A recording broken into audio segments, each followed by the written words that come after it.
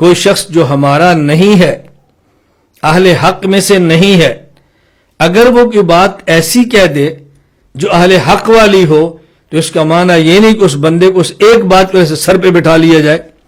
ٹھیک ہے، اس نے ایک بات ٹھیک کہہ دی ہے، بہت اچھی بات ہے.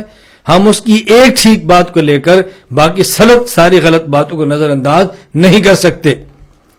ہم بسا اوقات ایک کاز پہ کام کرتے ہیں، ایک موقف پہ کام کرتے ہیں، اور کوئی شخص ہمارے موقف کی بات کرتا ہے، ہم اس کو فوراً اپنے اسٹیج پہ بلا لیتے ہیں، ہم اس کو فوراً سر پہ بٹھا لیتے ہیں کہ دیکھ اس نے ہماری بات کی ہے.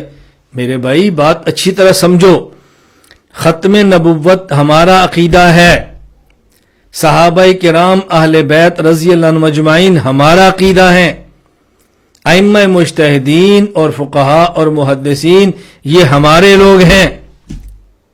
یہ نہیں ہے کہ ختم نبوت کا دفاع کرنے کے لیے اگر کوئی شخص اصحاب پیغمبر کا دشمن ہے وہ ختم نبوت کی بات کرے تو ہم اس کے اصحاب پیغمبر کی دشمنی کو نظر انداز کر دیں.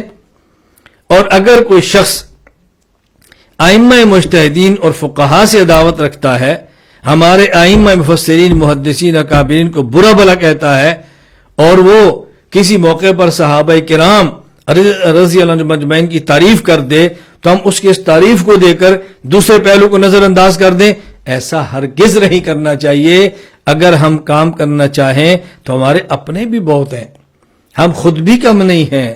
اللہ کا بہت شکر ہے، اللہ کا بہت کرم ہے، دنیا کے کونے کونے، دنیا کے ہر خطے میں اہل حق موجود ہے. اب ان کو ساتھ ملا کر کام کریں. کیا ضرورت پڑی ہے آپ کو یہ دائیں بائیں سے کچرا مچرا اکٹھا کرنے کی؟